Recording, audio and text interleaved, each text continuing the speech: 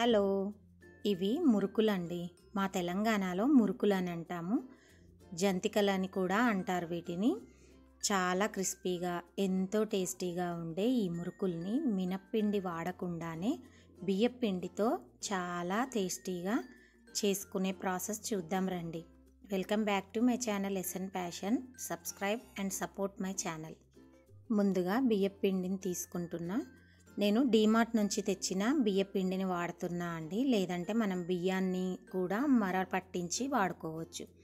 1 kg బియ్యపిండి తీసుకొస్తే నేను 1/2 kg మాత్రమే తీసుకున్నా. 1/2 kg బియ్యపిండిలో కొద్దిగా కలర్ కొరకు పసుపు, ఒక 3 టీ స్పూన్ల నువ్వులు ఎక్కువ ఉంటే చాలా బాగుంటుంది. చిన్న 1/2 టీ స్పూను ఓమ, అదే అండి వాము ఓమ, 1 టీ స్పూను సాల్ట్, ఇవన్నీ వేసి నార్మల్గా ఒకసారి వాటర్ వేయకుండానే కలుపుకోవాలి. అన్నీ పిండిలో మిక్స్ అయ్యేలాగా బాగా కలుపుకున్న తర్వాత 1/2 kg బియ్యం పిండికి 2 టేబుల్ స్పూన్ల శనగపిండిని తీసుకుంటున్నా. ఇదే కొలత అండి. 1 kg అయితే 4 టేబుల్ స్పూన్స్ శనగపిండి తీసుకోవాలి. శనగపిండిని కూడా వేసుకున్న తర్వాత ఒకసారి పిండి అంతా కలుపుకొని కొద్దిగా ఆయిల్ని వేడి చేసుకొని వేడి ఆయిల్ని ఈ పిండిలో కలుపుకోవాలి. వేడిగా ఉంటుంది ఆయిల్ కాబట్టి వెంటనే హ్యాండ్ యూజ్ చేయకుండా స్పూన్తో ఒకసారి కలిపి కొద్దిగా వేడిగా ఉన్నప్పుడే పిండి అంతా ఇలా రబ్ చేస్తూ కలుపుకోవాలి. ఫింగర్స్తో ఇలా రబ్ చేస్తూ ఉంటే ఆయిల్ అంతా ఈవెన్గా పిండిలో కలిసిపోతుంది. ఇప్పుడు కొద్దిగా వాటర్ వేస్తూ పిండిని ముద్ద చేసుకోవాలి. ఒకేసారి వేయొద్దండి వాటరు, కొద్దిగా వాటర్ వేస్తూ ఇలా పిండిని ముద్ద చేసుకోవాలి. నాకు 1/2 kg బియ్యం పిండికి 1.5 గ్లాస్ వాటర్ పట్టింది. మరీ మెత్తగా కాకుండా మరీ గట్టిగా కాకుండా మనకు మురుకుల గిద్దెలో వేసి ఒత్తినప్పుడు ఈవెన్గా ఈజీగా మురుకులు పడాలండి. అలా ఆ కన్సిస్టెన్సీ వచ్చేంత వరకు పిండిని కలుపుకొని 10 నిమిషాలు మూత పెట్టి పక్కన ఉంచుకోవాలి. ఇలా అవుతుంది పిండి. ఇప్పుడు ఇది మురుకులు ఒత్తే పీట అండి. మురుకుల గిద్దె అని కూడా అంటారు. ఇందులో చాలా రకాల హోల్స్వి ఉంటాయి ఇలా. కాకపోతే నేను ఇప్పుడు ఈ 3 హోల్స్ ఉన్న దాన్ని తీసుకొని మురుకులు వేస్తున్నా. 10 మినిట్స్ తర్వాత పిండి ఇలా ఉంటుంది. మన ఫింగర్స్తో ప్రెస్ చేసినప్పుడు స్మూత్గా ఉంటుంది.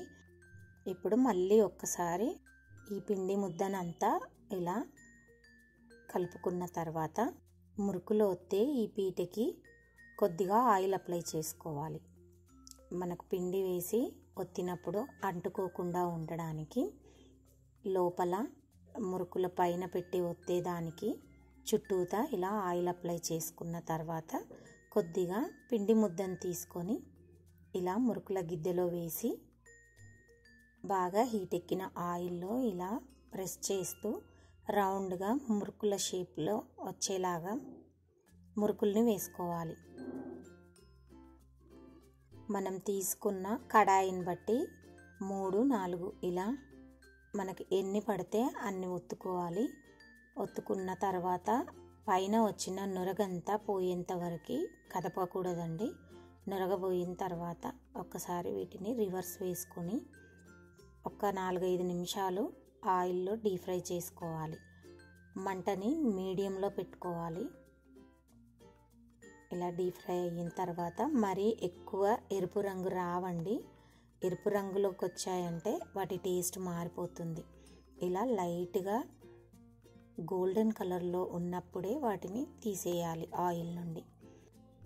ఇలాగే మిగతా పిండినంతా మురుకుల గిద్దెలో పెట్టి ఇలా మనకు కావలసిన షేప్లో మురుకుల్ని ఒత్తుకొని ఆయిల్ పైన ఇలా నురగ ఉన్నప్పుడు కదపకుండా నురగంతా పోయిన తర్వాత వాటిని రివర్స్ వేసుకొని లైట్గా గోల్డెన్ బ్రౌన్ కలర్లోకి మురుకులు చేంజ్ అవుతున్నప్పుడు ఆయిల్ నుండి తీసి టిష్యూ పేపర్ ఉన్న ప్లేట్లోకి తీసుకోవాలి.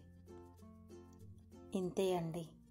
ఎంతో క్రిస్పీగా టేస్టీగా ఉండే మన బియ్యం పిండి మురుకులు రెడీ అయినట్టే. చాలా టేస్ట్గా ఉంటాయి.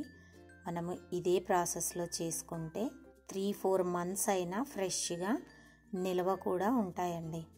చాలా బాగుంటాయి. మనం ఇందులో కారం వాడలేదు, మనకు వాముతోటే ఆ టేస్ట్ వస్తుంది. కారం వేసే జంతికలు అవి వేరే ఉంటాయండి.